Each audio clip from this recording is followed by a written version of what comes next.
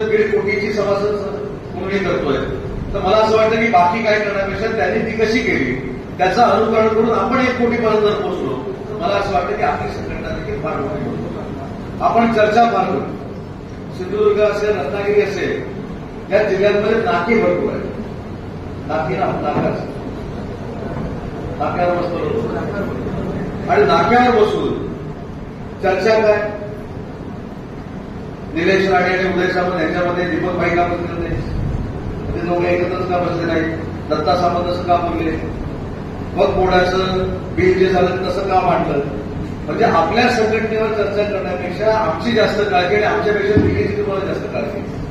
मला असं वाटतं की शिवसैनिकांनी एक जर प्रथा पाडून घेतली, आपण सार्वजनिक ठिकाणी ज्या ठिकाणी जाऊ तिथं आपल्या पक्षाचं जर गुणगान गायलं तर माउथ पब्लिसिटीनं देखील शिवसेना वाढते. हे वंदनीय बाळासाहेब ठाकरेंनी आपल्याला दाखवून दिलेलं आहे आणि तो इतिहास रचलेला आहे.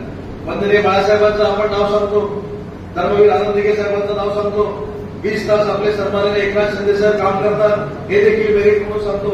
पण हे सगळं करताना मी काय करतो, मी किती वेळ देतो हे देखील आपण सगळ्यांनी बघितलं पाहिजे आणि याच्यातूनच आपल्या संघटनेला उभारी केली पाहिजे. आज समित्यांचा बघायचा मी उल्लेख केला, समित्यांचा फॉर्मॅट ठरलेला आहे.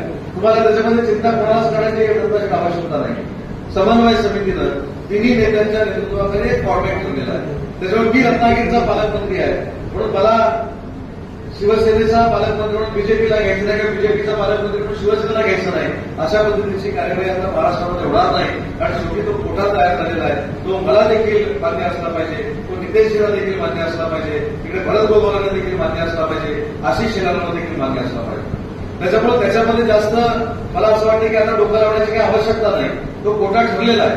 आता एकच उदाहरण मी आपल्याला देतो की निलेशजी आणि दीपक भाई इकडे बसलेले आहेत, त्यांच्या मतदारसंघामध्ये त्यांच्या समित्या करत असताना त्यांना पाहिजे ते 60% लोक, बीजेपीला 20% आणि एनसीपीला 20% हा कोटा ठरलेला आहे. तसं भाईंच्या मतदारसंघामध्ये तालुक्याची जर एखादी समिती करायची असेल तर शिवसेनेचे 60%, राष्ट्रवादी काँग्रेस पार्टीचे 20% आणि भाजपाचे 20%. हा कोटा काही मी नाही फायनल केला, हा कोटा तिन्ही नेते मंडळींनी फायनल केलेला आहे. पालकमंत्री ज्या जिल्ह्यामध्ये आहेत त्या जिल्ह्यातला निधी देखील कसा वाटायचा आहे हे देखील आम्ही सुद्धा ठरवून घेतलेलं आहे. पालकमंत्र्यांना फक्त 30% निधी ठेवायचा आहे आणि उरलेला निधी हा समान आमदारांना वाटायचा आहे हे देखील धोरण निश्चित केलेलं आहे. आणि ज्या ठिकाणी महायुतीचे कार्यकर्ते आहेत पण तिथे आपला आमदार नाही, तिथं 30% पालकमंत्र्यांना निधी दिलेला आहे, त्याच्यातनं त्याचं वाटप करावं अशा पद्धतीचे एक पत्रच माननीय एकनाथ शिंदे साहेबांच्या सहीचं चंद्रकांत बावनकुळे, आपले चव्हाण साहेब आणि सुनील तटकरे यांच्या सह्यांचं पत्र हे प्रत्येक पदाधिकाऱ्याला गेलेलं आहे. त्याच्यामध्ये चिंता करण्याची आवश्यकता नाही. चिंता आपण आपली संघटना वाढवण्याची केली पाहिजे. आणि मला थोडं अजून एक कदाचित वाईट वाटेल काय ऐकून येईल, पण बॅनरमधनं आपण बघायला लागतो मला असं वाटतं. कारण ह्याचा फोटो नाही, त्याचा फोटो नाही, त्याचा फोटो नाही. मी संपर्क मंत्री म्हणून मी स्पष्टपणानं आज सांगून टाकतो, माझा फोटो नाही टाकला तरी चालेल, मला कोणाला काही वाईट वाटणार नाही.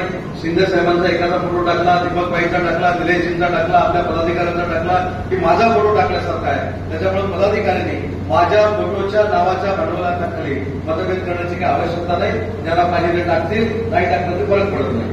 त्याच्यामुळे फोटो, मान सन्मान याच्या पलीकडे कुठेतरी संघटना आहे हे देखील भान आता पदाधिकाऱ्यांना लागलं पाहिजे. आज म्हणून मग अशी मी सांगितले की निलेशजींचं भाषण हे फक्त सिंधुदुर्गापुरतं मर्यादित नाही.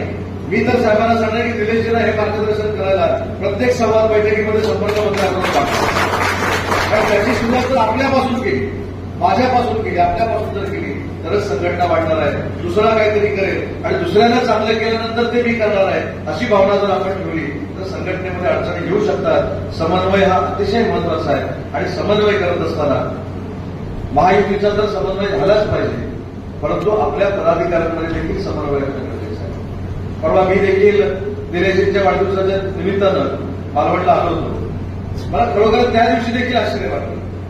पूर्ण शिमग्याचा सीझन होता आणि त्या दिवशी हजारोंच्या संख्येनं त्यांच्यावर प्रेम घेणारी जनता त्यांना आशीर्वाद देण्यासाठी त्या ठिकाणी जमलेली. आज असं नेतृत्व ज्यावेळी आपल्याला मिळतं, दीपक भाईंचं मार्गदर्शन आपल्याला मिळतं, तर मला असं वाटतं की आपल्याला काहीच कमी नाही. आपण चांगल्या पद्धतीनं काम केलं पाहिजे आणि निलेश मी तुमचं कौतुक करायला आलो नाही, पण परवाचं तुमचं एक भाषण मी ऐकलं.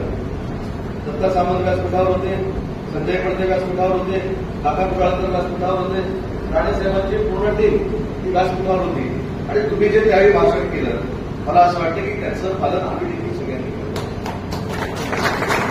आणि तुम्ही कदाचित त्यावेळी भावनिक होऊन सांगितलं की राणेसाहेबांपासून बाजूला गेलेली लोक आज तुमच्या नेतृत्वाखाली सगळी एकत्र आली. हा तुम्हाला जसा अभिमान आहे तसा तुमचा अभिमान आम्हाला देखील आहे, कारण तुम्ही शिवसेना पाठवण्याचं. दीपक भाईंनी सिंधुरत्न योजना आणली.